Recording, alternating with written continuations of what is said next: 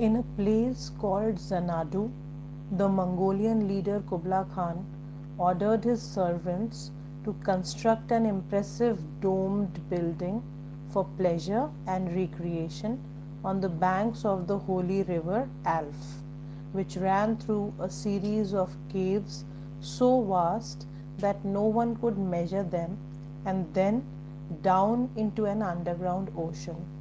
So they created a space with 10 miles of fertile earth surrounded by walls and towers, and in it there were gardens with sunny little streams and fragrant trees, as well as very old forests with sunny clearings in the middle.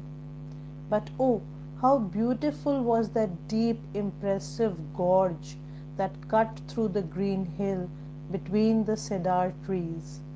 It was such a wild place, a place so sacred and bewitching that you might expect it to be haunted by a woman crying out for her satanic lover beneath the crescent moon. And out of this gorge, with its endlessly churning river, a geyser would sometimes erupt as though the ground itself were breathing hard. This geyser would send rocks flying into the air like hail or like grain scattered as it is being harvested. And as it flung up these rocks, the geyser would also briefly send the water of the holy river bursting up into the air. The holy river ran for 5 miles in a lazy, winding course through woods and fields before it reached the incredible deep caves and sank in a flurry into the much stiller ocean. And in this rushing waters of the caves, Kubla Khan heard the voices of his ancestors predicting that war would come. The shadow of Kubla Khan's pleasure palace was reflected by the waves, and you could hear the sound of the geyser mingling with that of water rushing through the caves. This was truly miraculous place. Khan's pleasure place was both sunny and had icy caves. In a vision, I once saw an Ethiopian woman play a stringed instrument and sing about a mountain in Ethiopia.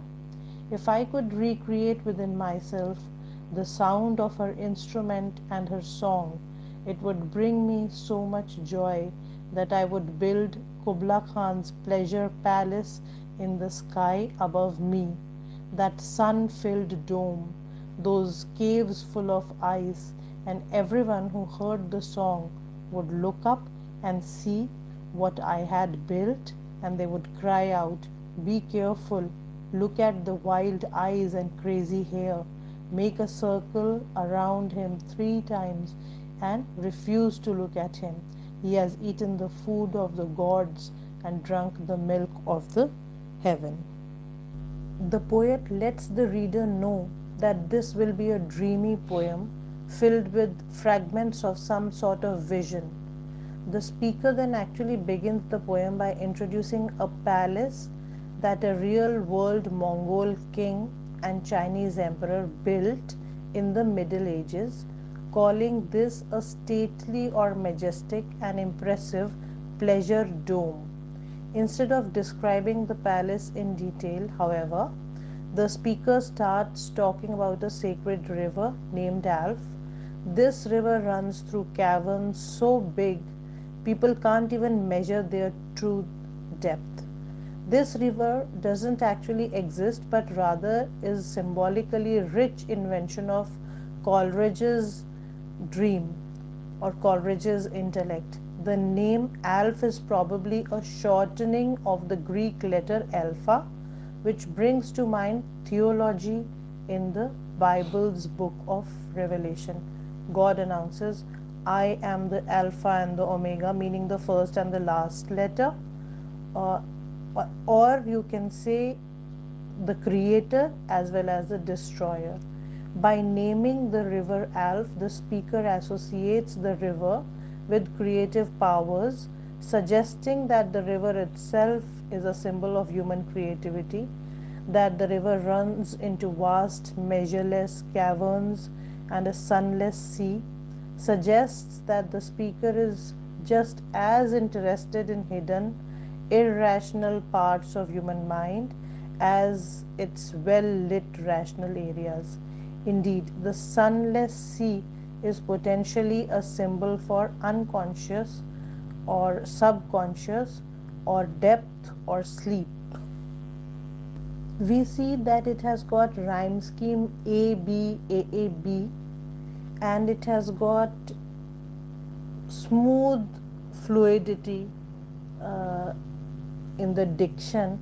We see there is a lot of alliteration or assonance and consonance in the lines like Kubla Khan, KK, dome, decree, DDR, river, ran, R, measureless to man, M, and sunless sea, S. This heavy alliteration gives the poem a highly poetic feel, which in turn emphasizes that this is a dream vision, and the description is also somewhat dreamy and musical.